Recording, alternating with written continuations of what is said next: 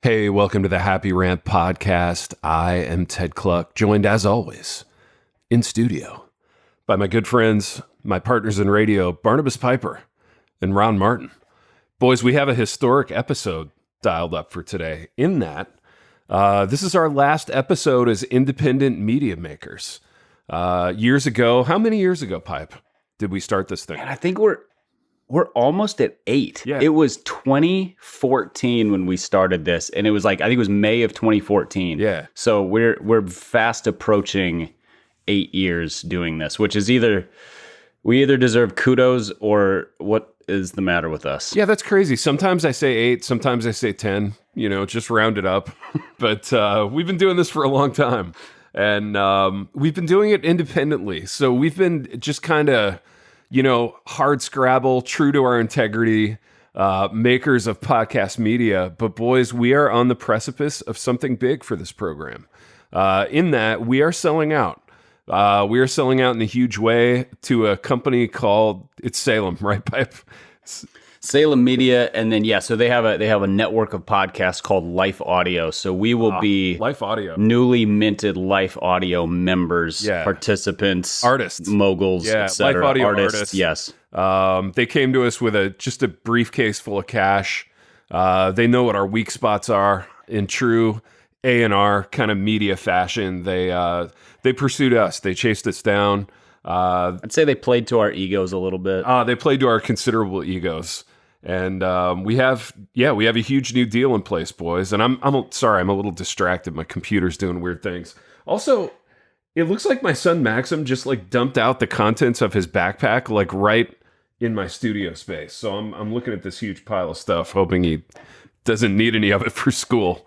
But big changes ahead for us, boys. Piper, we have, kind of to kick this thing off, a live show coming up. It's live. It's in the Louisville area, the greater Louisville metro area. Tell people where they can get tickets for the show. Yeah, if you go to thehappyrant.com, that's our website where you can find all of our episodes, all of our merchandise, which remains awesome. There's right at the top, it says the live show. And you can find all the details there. It is Monday, April 18th at 7 p.m. It will be at Sojourn Church in New Albany, Indiana, which is right across the river from Louisville. It's like the low rent district of Louisville. It's where people can afford homes and also where we can afford to do a show, because we got priced out of Louisville, basically. They were like, sorry, you don't make the cut anymore. So we're like, fine, we'll go across the river to our friends at Sojourn New Albany. It's a 10-minute drive from downtown Louisville, or Uber ride. It's the morning before, or the evening before T4G starts.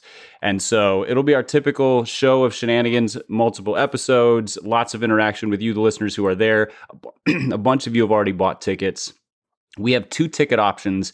One is a premium ticket option that's only available until March 27th, because that one comes with an exclusive Happy Rant Last Laugh t-shirt, and we need to get those printed and everything. Our good friend Josh Byers, who also runs Visual Theology, is designing those. He sent me the design he's working on. It looks really sharp. So you can get that ticket option for $45 or standard tickets for $20. And go check it out, thehappyrant.com, live show, get your tickets.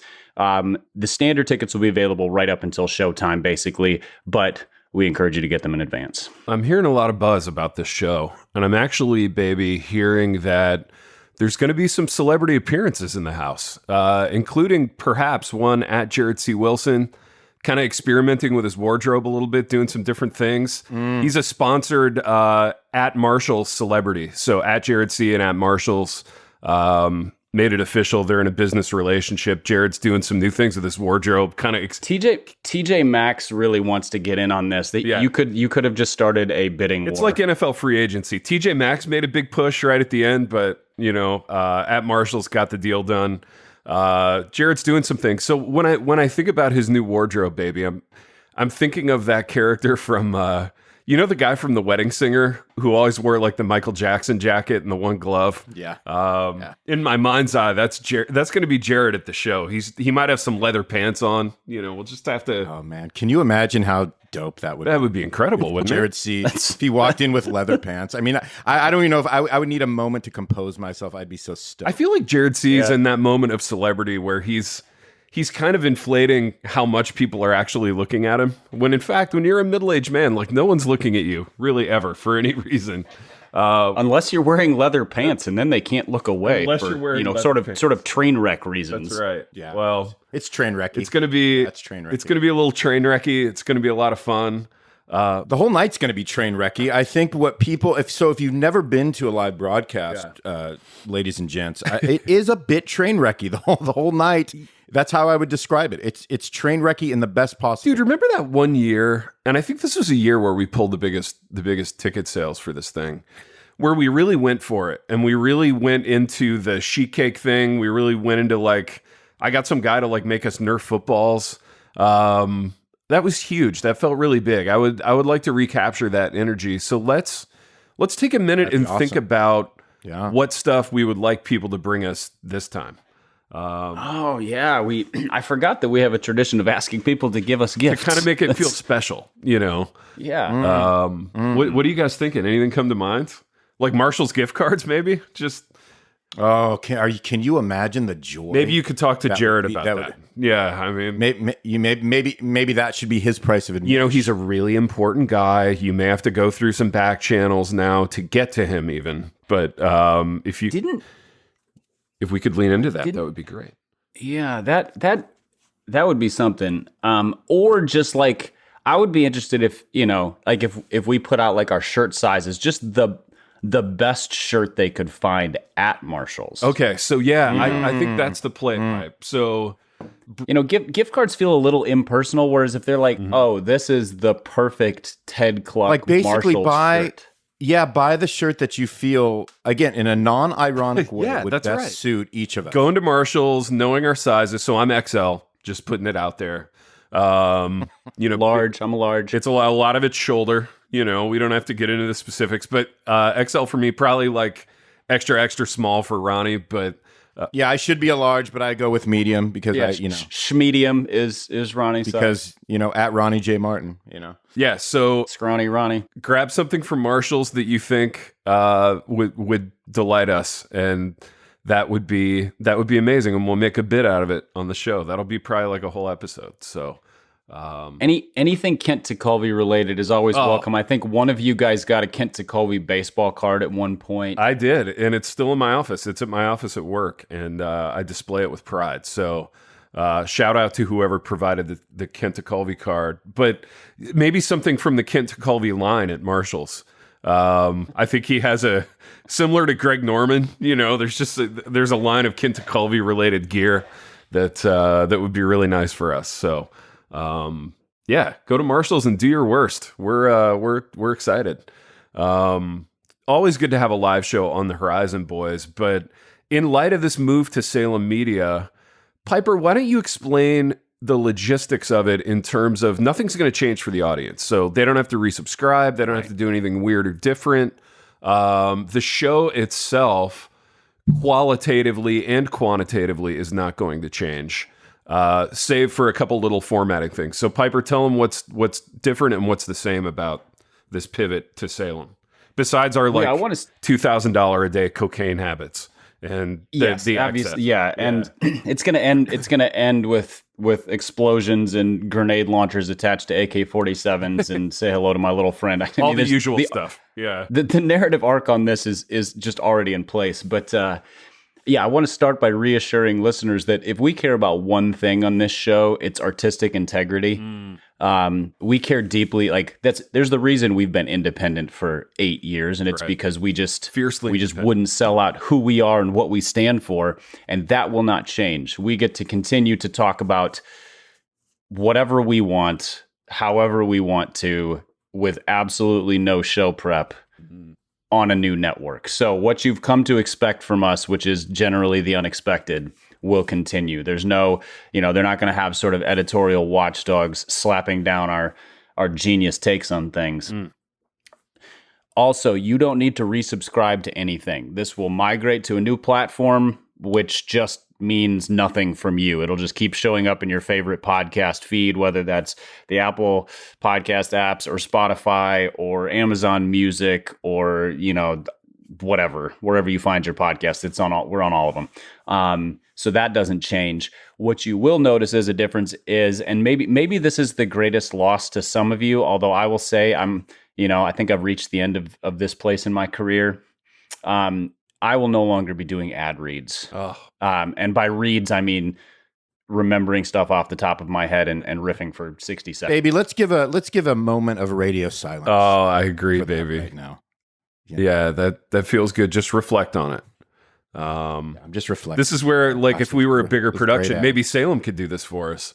We could have some music come. Yeah, we could cut together a montage, kind of a misty-eyed, backward-looking thing about pipes. Sarah McLachlan in the Arms of the Angels playing in the background. Oh, yes, dude. Or I Will Remember You by Sarah McLachlan over pipes. Or is that the one? I don't... Yeah. Are they both by her? They are both by her, I think. Yeah. Okay, good. Yeah.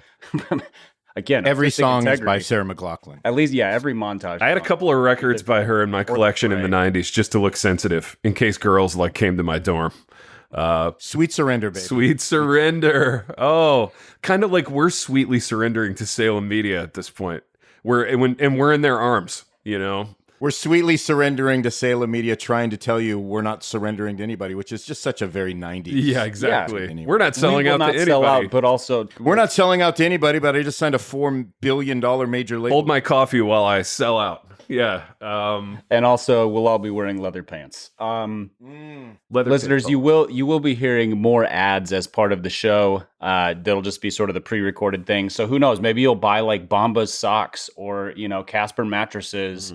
Or whatever it is that gets, you'll sign up for an Audible subscription via this show.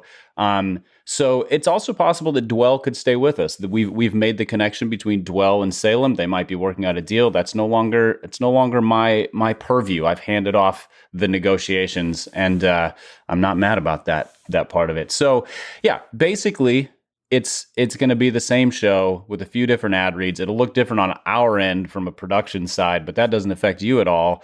And so you just get to keep enjoying the show. And in all seriousness, we did have conversations with them, and they were basically like, the reason we wanted to pick you up is because of how you do the show. So no need to change much about how you do it. So that's good, I guess. We don't have to change anything. Man, that's so good. We don't have to change anything, and we don't have to put any additional thought into it, which really feels good. And it sounds like, Pipe, this frees you up to just be a radio superstar. You no longer have to deal with a lot of the business behind the scenes. And I don't know what I'm going to do with all my my freed up mental energy and creative space. And who knows, maybe I'll start like the Pipecast to compete with the Cluck podcast or something. Man, that space is pretty crowded. I don't know. Maybe you'll start. I don't know. There's room enough for the both of us. Maybe you'll start like your own art of pastoring, walking your own little tightrope there. In the cover art. The artistic genius of pastoring, I'll call it, as opposed to just this mere art. If you were to start your own art of pastoring, Pipe, let's just do 30 seconds on this. Who would be your sidekick? Who would be the second guy in the booth with you? Or the first guy? I mean, no disrespect to @Jared C. Yeah. Well, no, Jared C is locked down doing the For the Church Art of Pastoring podcast. Right. So yeah, he wouldn't be an option. I'm trying to think of pastors that would be a ton of fun, because that's important to me. That's a short to list. And yeah. I mean, it's, let's see. I mean, Ronnie would be on the list. We kind of do the Art of Pastoring every time you're not able to be with us on the podcast, which is rare. I mean, you have, you're kind of a man of steel Iron when it comes to podcasting. Yeah, absolutely. Yeah, just not missing anything. Let's see. Who would be a fun one? Ronnie, any suggestions on fun pastors that you're aware of? I mean, it's a short list. I am not aware of any fun pastors. Yeah, I think we're locating a problem here in general. So if he didn't already have a podcast, Noel Hakenen is a guy. So he has a podcast called I think it's called Recovering Hypocrite. Dude, no way, a middle-aged white guy that has a podcast. That's crazy. Yeah, pastor, Michigan. He's a Michigander. Uh-huh. Awesome beard, but he's He's just You should know him, T. From he was. I know of he was him. Yeah, like I knew of his church. No hiking in. Yeah, I don't think I ever met him, but they were kind of the mega church to university reform, sort of, small to middle size. Well, yeah, I mean, we were mega after I made KDY famous. I meant before. Yeah. Before that, yeah, definitely. We would like smugly look down our noses at them because they were so mega and successful, which is kind of the only card that you have to play as a small church. So we would play that one frequently until we became our own. I know something about that kind of unhealthy mega church. But anyway, that's a long story. So yeah, Pipe, I think he would be a good radio sidekick for you on your own art of pastoring. Which and Noel, if you're listening, let's just make this clear: you're my sidekick on this show. You are the sidekick, despite the awesome beard. You bring the beard. I bring most of everything. Dude, that's how this works. In true decadent, like major label fashion, we should all have side projects that are going to eventually split up this project and make us all completely irrelevant. I think that's the trajectory. Yeah, I think things that we're pursuing as solo artists down the road. Exactly. So in true... Not only irrelevant, but like enemies. We need to be enemies when this whole thing... Yeah, there needs to be major beef. Yeah. And this whole thing will split apart and be... Barnabas is a great guy. Love him. I wish him the best. Enjoyed my time with him. Again, great guy. Again, great guy. Again, great guy. Again, yeah. Best in true pastoral fashion. Yeah. Let me qualify what a great guy is 47 times before I absolutely just eviscerate him. Yeah. Do I get called a lovely man anywhere in this evisceration? Like just a lovely guy? I think that's I see kind of Ted going that direction. Barnabas he's a lovely man. He's a really lovely man. But many great qualities. But yeah. He was a joy to work with, until it'd be great, guys. When he wasn't. Let's do this. Let's do this for one. Let's do this maybe for our opening Salem pod. Let's each write out how we're going to describe the other person when we break this pod up as enemies. Yeah, let's each how great would that be to read off how we're going to commute. So Ronnie, dude, tell me what. It's like a podcast prenup. Yeah, right. What happened with Ted, man? You've known Ted a long time. Ted's a great guy. Yeah, Ted's a great guy. We did two legendary books together. Ted's a co-author. Yeah, Ted's a co-host. Yeah, and once you're a co-author, that's a bond that can't easily be broken. That's greater than the parent-child bond. Yeah. I'm just going to throw that out there. It's deep. A cord of 3 strands, 2 men in a book is not easily broken. I think that's a legit proverb. That'll be like the pull-out quote in the news release that we write. So we should all. I think that's a great idea. We should all take a crack at a news release announcing the demise of this pod and saying what lovely men each of us are. That's brilliant. We'll dial that up for next week. But boys, I was thinking back on some milestones for this podcast and kind of how.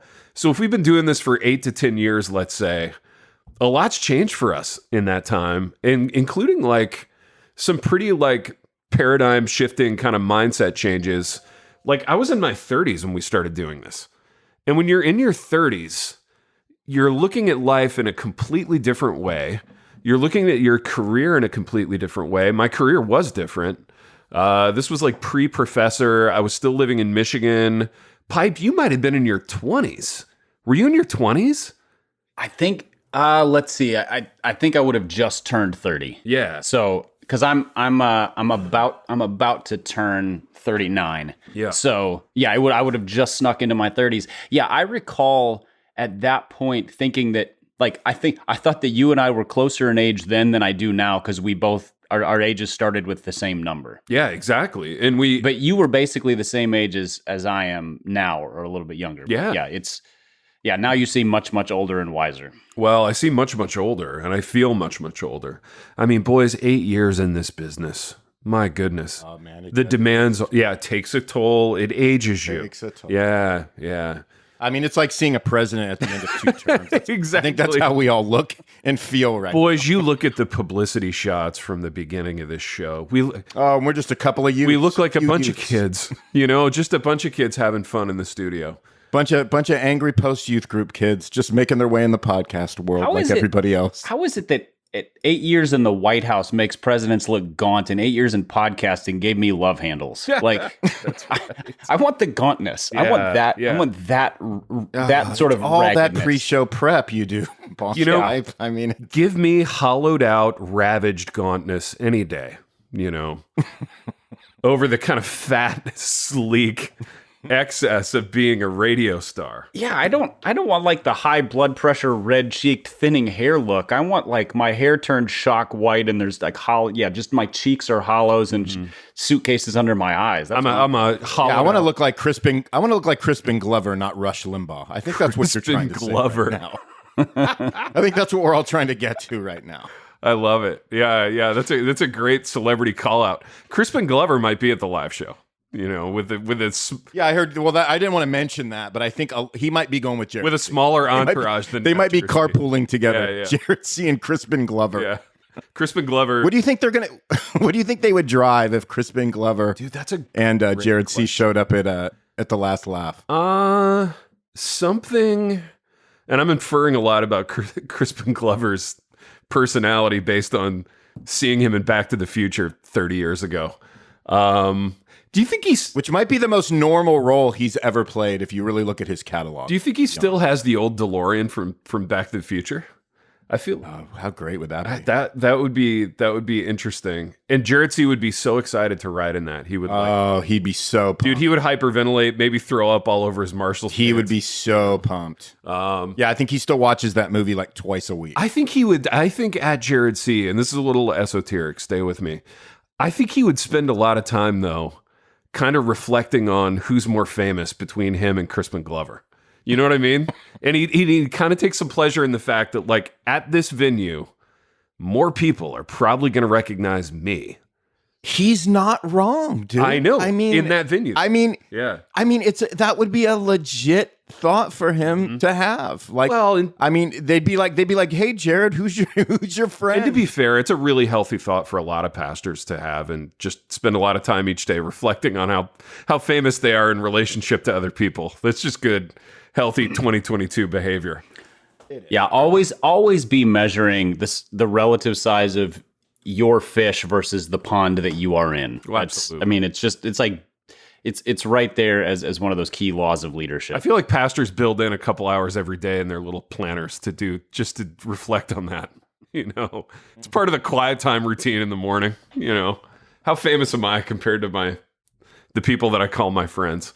So yeah, at Jared C rolls up with Crispin Glover. What are they driving? I'm going on the nose. I'm going the DeLorean for Back to the Future. What do you think, baby? I'm going with. I'm saying Crispin will be the one doing the driving 100. Yeah, absolutely. And what's the real pretentious sort of like hybrid electric car that all the celebs still Tesla? pretend that they drive? No, not a Tesla. The original one that like Prius. was made by Honda. Yeah. The Prius. Yeah. They'll pull up a Prius. Yeah. I would see Crispin Glover as a strong environmental poser. So yeah, electric car for sure. Yeah, Tesla's a little too modern. So like the Leaf, is it the Nissan Leaf or what is it? So it's yeah.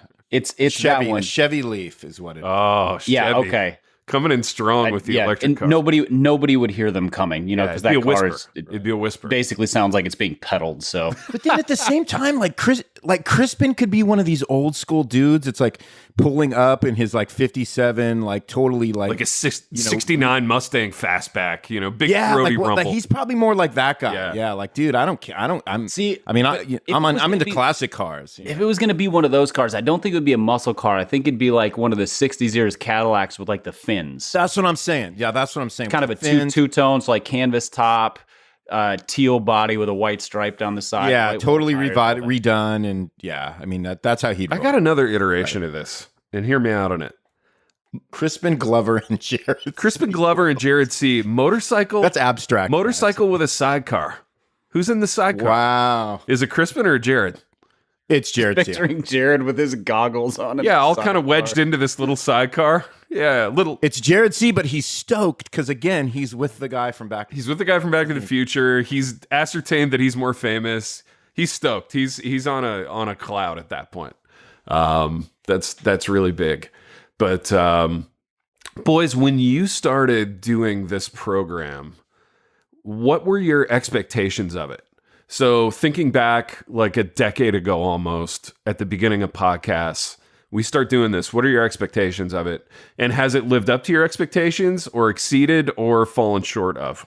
All right. Well, let me start because I was kind of the latecomer to the show. So according to what Barnabas told me at the very beginning, there's still a chance that I'm going to have to wave goodbye because Trogs wants to come back on. And I quote, if Trogs wants to come back on, Ronnie, then, I mean, it just means that you had a good run, but you will have to bring Dude, really? Was that the contract language at the beginning of your deal? That's what it was. That's fascinating. That's what it was. So and I was like, oh, okay. I was like, all right. I see how it is. I see how much I'm wanted here. I get Trogs it. could trigger that clause in the contract and you could be out. That'd be fascinating. No, there was a statute of limitations on that. You know, that was like a 12-month kind of thing. You know how Trogs was. It's like he was always stopping and starting things. And I felt so affirmed is what I'm trying to say. Yeah, as well you should. We want you around maybe. Yeah. Yeah. But I mean, when he left the show, so when we started this show, you know, it was Trogs and me doing a couple of these video things. We switched it to audio. Ted comes in as the third host. Ted, you and I had never, I think we did the show for like 2 years, 2 or 3 years before we met in person. Yep. And still haven't met Trogs in person, by the way. No, I haven't either. And that's phenomenal. Yeah. Amazing. But when he left, it was a little bit like, it had that Tom Brady's retirement feel to it. Right. You know, not that he was the greatest of all time, but you're like, is this real? Or maybe like Brett Favre retiring, where he's like, I'm stepping away, I'm exhausted, I'm burned out. And you're like, he'll be back in 6 weeks. You know. Yeah, I was like, well, it turns out he signed with a different team and didn't come back to our podcast. But there was just it wasn't like a guys, this show has had a run, we're done, and like Ted and I picked it up and ran the ball. It was more like. There was a tenuousness to that whole thing at the time. So yeah, Ronnie, you definitely got the, you might be a fill-in, and then instead you just Wally pipped him. You stepped in and just took over the role. How I thought of it, I Wally pipped him. It's kind of the line that goes through my head every time I think about Trogs. But you Crispin Glovered him. I Crispin Glovered him. So, boys, I still feel like any day now you guys are going to say, hey, Trogs is coming back, which then, again, means you're going to have to, the book's not done. You're going to have to remove all my content. Yeah. And you're going to have to re-edit that thing. Trogs will have to write the, 6,000 words that you contributed. We'll back those out of there. And, but I promise he'll also edit your words, Ted. Oh, for sure, dude. Yeah. This joke would be funnier if. Yeah, he'll change every word of what I've written, and it'll be somehow dissatisfying. It's going to be good times, boys. It's going to be good. Yeah. Enjoy. Yeah. Enjoy that. It's going to be amazing. Oh, Trogs is writing me right now, so maybe I'm getting the news. He's texting you. Yeah. He's ready to come back to the bargaining table with his contract. I love it. So let's do more kind of misty-eyed. What were your expectations, Ted? That's a great question. Because you got invited into this thing that Steven and I had sort of like half-baked started. Yeah. And we were you were on, episode 1 of the audio version. We did these dumb videos, which I don't even know if they still exist anywhere. Not when I say dumb videos, I just mean they were dumb because we were just doing a podcast while staring at a screen. It was like an early version of Zoom. You guys were actually like pioneers. Google Hangouts. Oh, great. Is what we were using. Yeah. Yeah. No, I think my expectations were pretty low, and that's true of almost been met. Everything that I do. Yeah, the bar was so low. No, I mean, it sounded like I knew podcasts were a thing. Like Bill Simmons had been doing it for a couple years, and I just thought this feels enough like radio that I could get excited about it. Because I had a high view of radio from like growing up listening to the radio as a kid. So had a high view of radio. It wasn't social media, so that felt good. It just felt like an easy thing to say yes to, and it was fun. I think it was more fun than I expected. And one of my like early memories of the show. So I was freelance writing, living in Michigan. Working way too much because you can't make a living as a freelance writer, but I hadn't yet learned that. But So I was adjuncting at a bunch of schools. I was doing a whole bunch of books and stuff. And I remember like recording the show from like parking lots on my phone. You know, I'd be in some parking lot in Grand Rapids, Michigan, like between things. And I'd go out and there'd be, 8 feet of snow on the ground because there always was. And, talking about some bit that Trogs had, conceived of from my car. And I just thought this is going to be a disaster. And I would say like the process has gotten way better.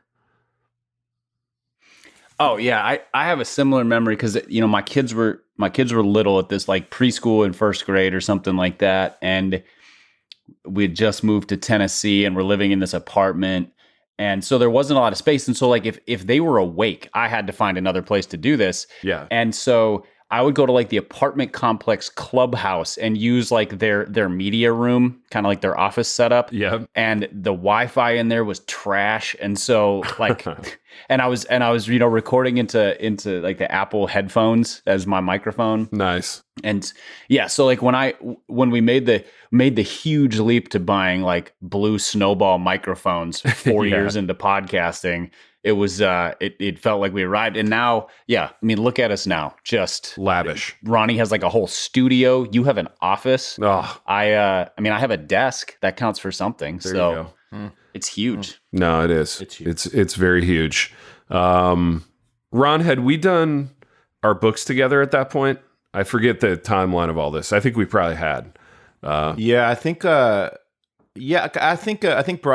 had just dropped. Okay. That released while we were doing the podcast. The first one that you guys did together was previous. Gosh, what a whirlwind, Ron. I mean, do you remember 2012 that first? Do you remember how our lives changed? I mean, I feel like I'm still recuperating from just the media explosion that happened, especially around the first book. You know what? I think you're going to relate to this when I say it.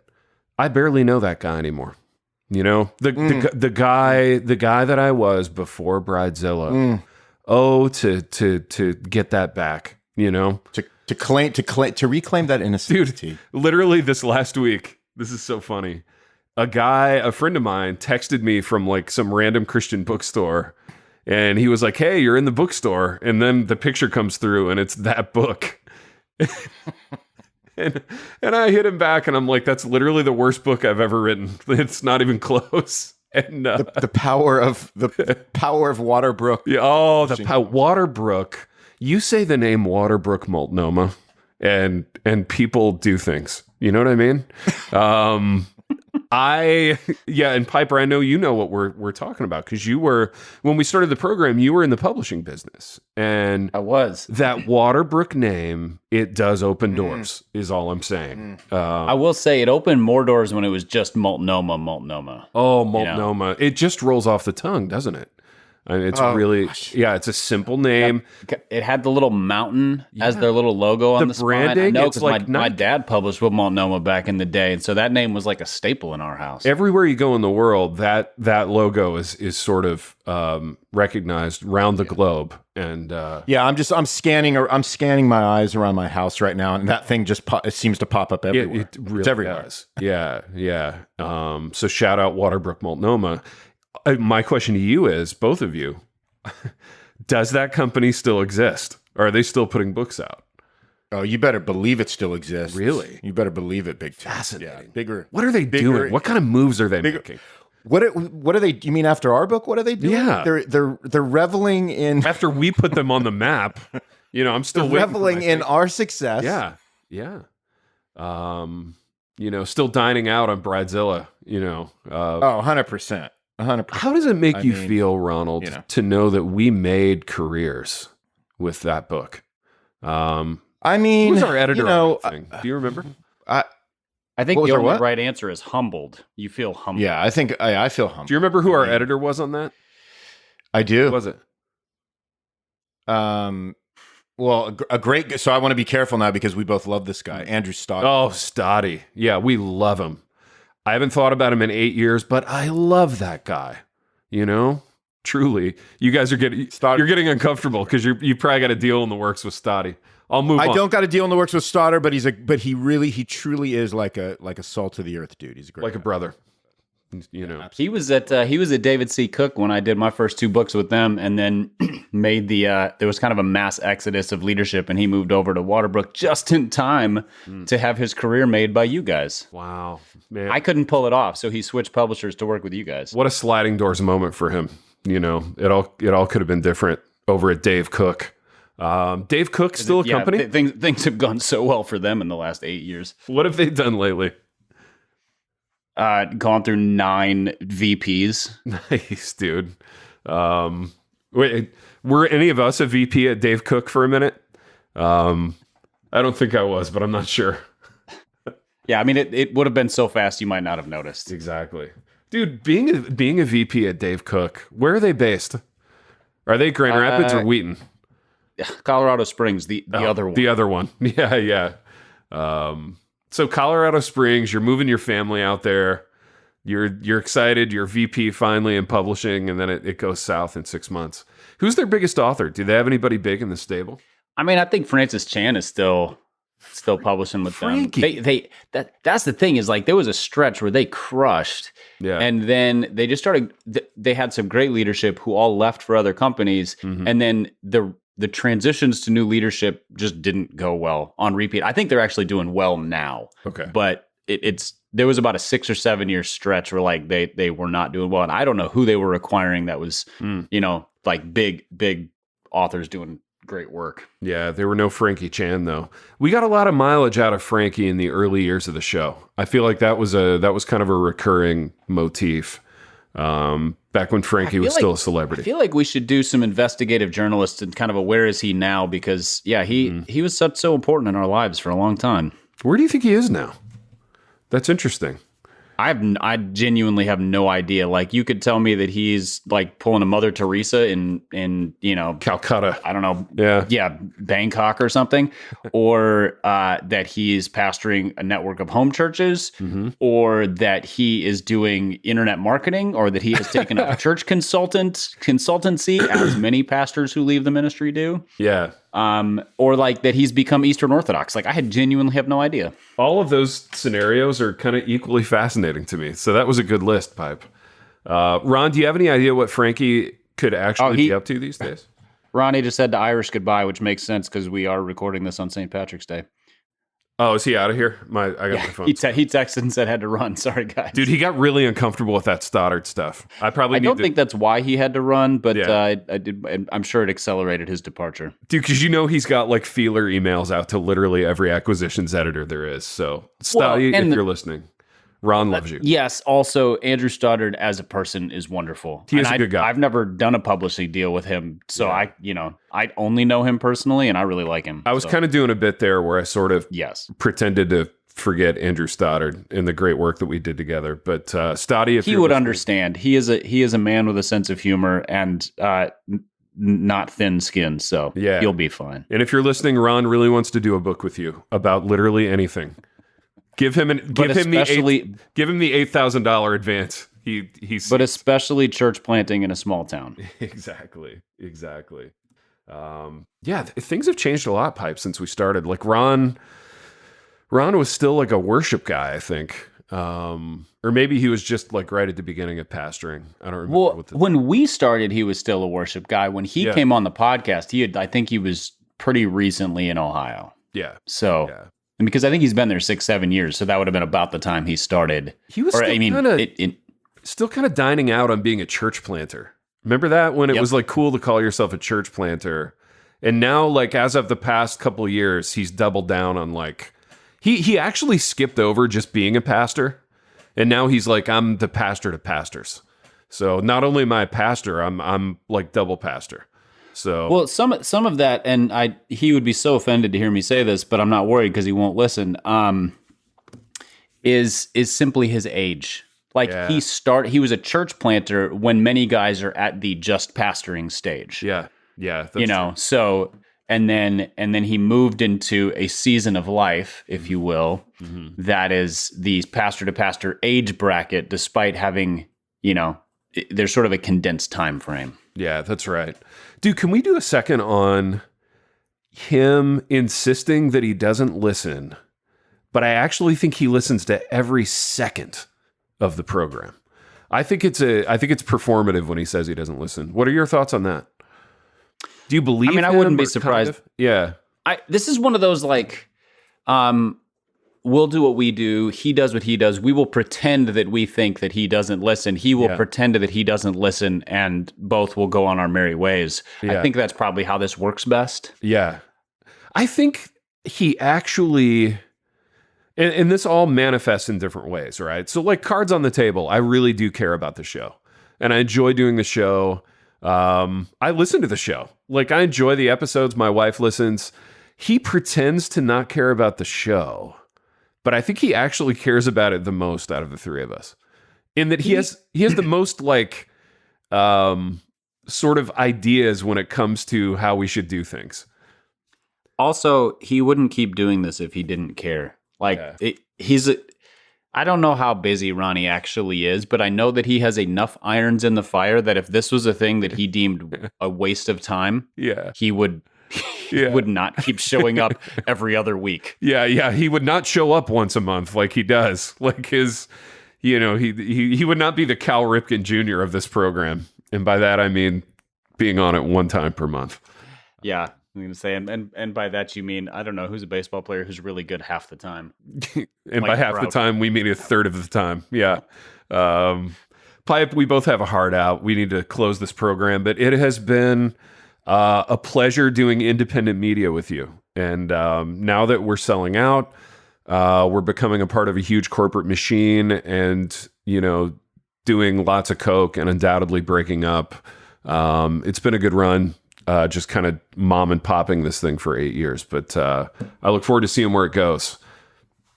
Yeah, I mean, we already know where it's going. Yeah, we're going to write our breakup letters in advance. Exactly. On a rocket ship of fame and fortune is where it's going. Pipe, we've done what we always do in this program, in that we've wandered to and fro throughout independent media. And until next time. The Happy Rant is brought to you by Resonate Recordings. If you go to resonaterecordings.com, you can see the full range of services they offer. So if you're considering starting a podcast, they are the ones we recommend going with. Again, go to resonaterecordings.com to see their prices, to connect with them and ask any questions, and to see what they can do to help you launch, edit, master, and improve your podcast. Again, go to resonaterecordings.com to see what they can do to help you launch and improve your podcast.